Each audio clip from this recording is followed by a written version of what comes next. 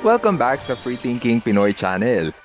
Sa video ito, mapapanood nyo ang 5 hayop na may pinakakakaibang paraan ng pakikipaglabing-labing.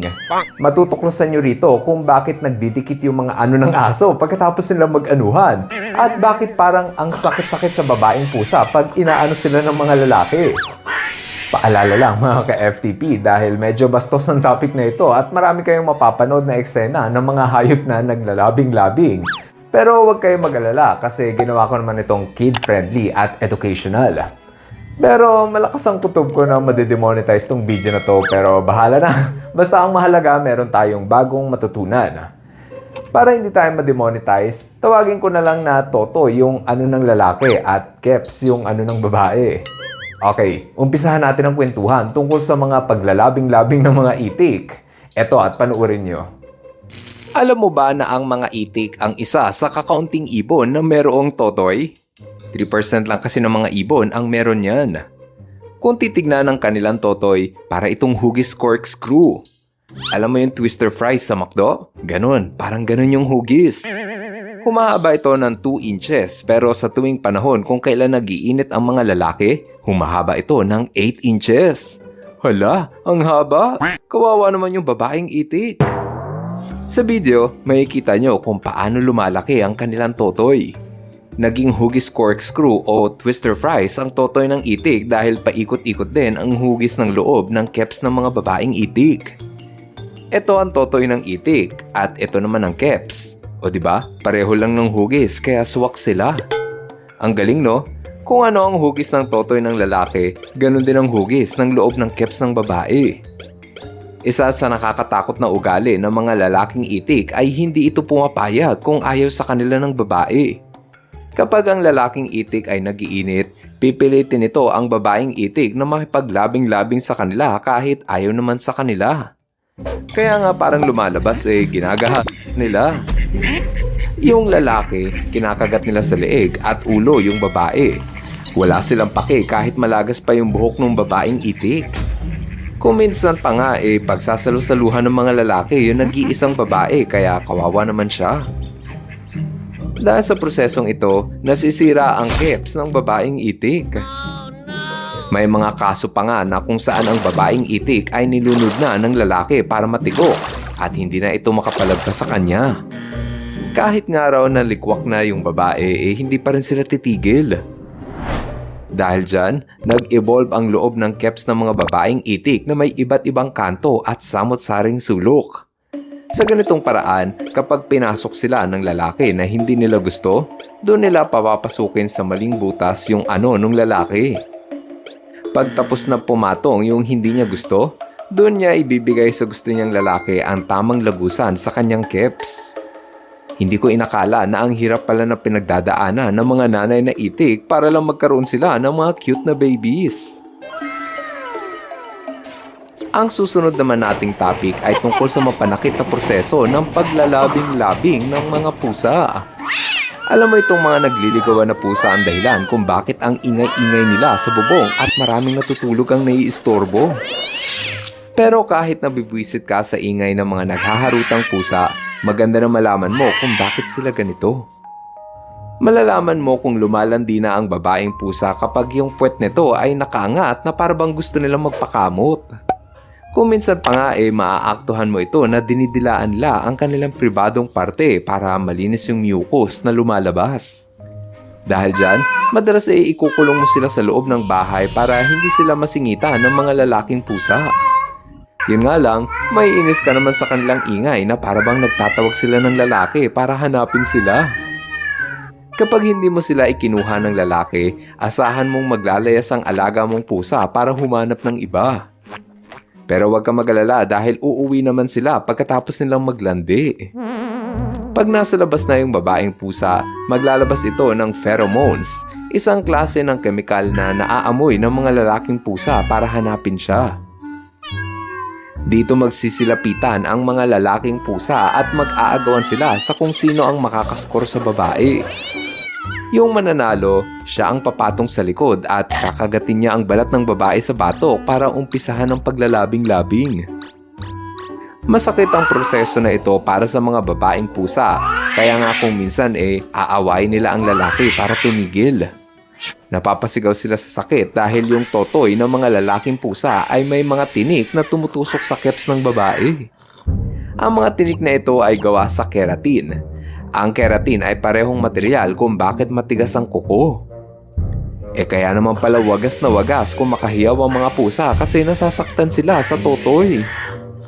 Pero dapat nyo ring malaman na importante na nasasaktan ang babaeng pusa.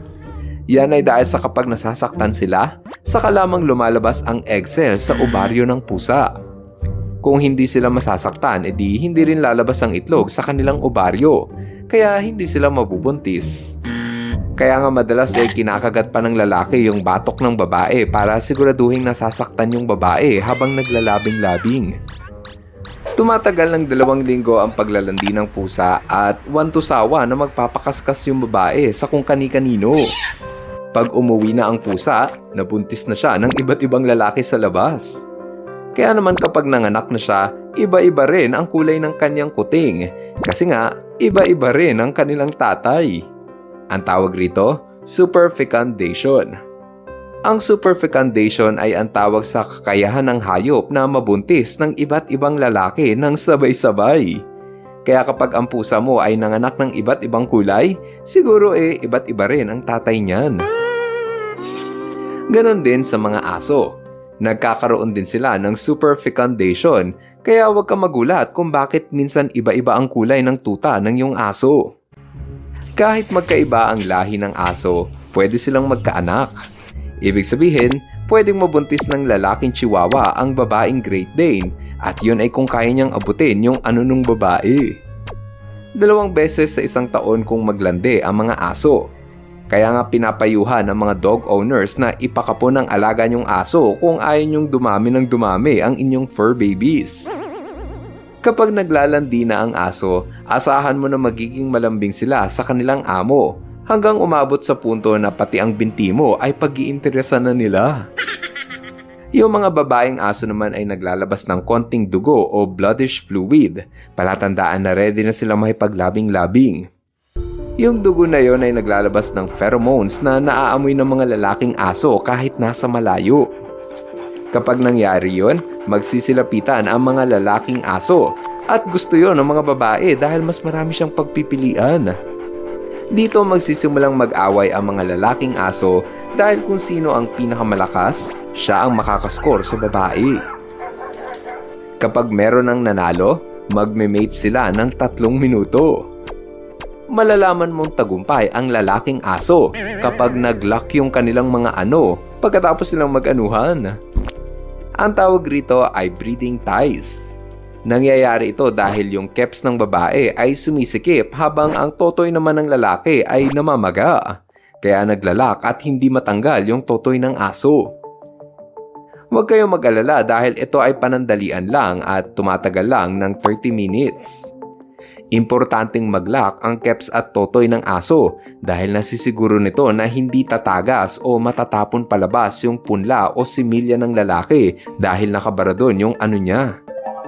Paalala din ito na kapag may nakita kayong ganito, huwag nyo silang pipiliting maghiwalay dahil masakit yun sa aso pag puwersahan nila itong binunot. Maaari pa nga magkaroon ng pinsala ang keps at totoy ng aso kapag pinilit nyo silang paghiwalayin. Mas maganda kung hayaan nyo na lang yung mga aso dahil kusa lang din naman silang maghihiwalay.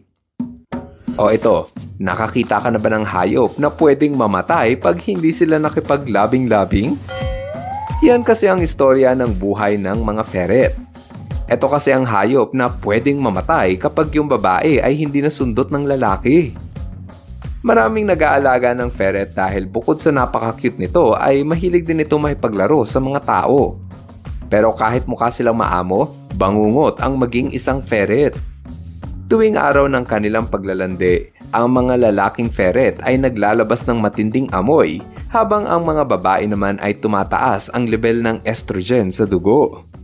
Parehong keps at totoy ng ferret ay mamamaga. Kapag ang lalaki ay nakakita ng babae, agad niya itong kakagatin sa leeg para gawin ang kanyang plano. Masakit ito para sa mga babaeng ferret pero sa totoo lang, inililigtas nito ang kanyang buhay. Kapag hindi kasi masakit ang ginagawa ng lalaki, hindi mag-ovulate ang ovaryo ng babae. Kaya kung hindi mag-ovulate ang babae, agad natataas ang kanyang estrogen na siya namang pwedeng lumason sa buto. At dahil dyan, maaaring masira ang dugo ng ferret. Ang tawag sa sakit na ito ay plastic anemia at nangyayari yan kapag hindi nakipaglabing-labing ang babaeng ferret. Grabe no? Ngayon lang ako nakarinig ng hayop na pwedeng mamatay pag kulang sa labing-labing. Kailangan nila itong gawin ng ilang beses sa isang araw na tumatagal lang ng 30 minuto. Nagbubuntis ang ferret ng 6 na linggo at pwede silang manganak ng 4 hanggang 6 na babies. Pareho pala ang ferret at pusa. Kailangan nilang nasasaktan kapag nakikipaglabing-labing. Kit ang tawag sa baby ng ferret. Jill ang tawag sa babaeng ferret at Hob naman ang tawag sa lalaking ferret. Puppy ang tawag sa mga tuta. Stud ang tawag sa mga lalaki at bitch naman ang tawag sa babaeng aso. Kitten ang tawag sa kuting, Tom ang tawag sa lalaking pusa at Queen naman ang tawag sa babaeng pusa. Duckling ang tawag sa mga baby itik. Drake ang tawag sa mga lalaki at hen naman ang tawag sa babaeng itik. O ano, sigurado ako na marami kayong natutunan sa video ito tungkol sa mga hayop. Kaya naman dapat lang na pindutin mo ang subscribe button para naman maging updated ka sa tuwing meron akong bagong ina-upload na video. Ngayon, andito na tayo sa ating shoutout portion. Hello kay Jed Recoperto. Hello rin kay Prince David. What's up kay Rafael Raven? Shoutout kay Sean Timothy, Kyle Daniel Di Mazana, at Kian, Clyde, Kendra, Daddy Mike at Mami Roxanne. Maraming salamat sa inyong panonood. Now, see you guys on our next video. Bye-bye! Hello mga ka-FTP! Ako si Nomer at nagpapasalamat sa inyong panunood. Kung nagustuhan nyo ang video ito, subscribe na sa FTP channel. Don't forget to hit the subscribe button para updated ka sa mga bagong videos. Paalam!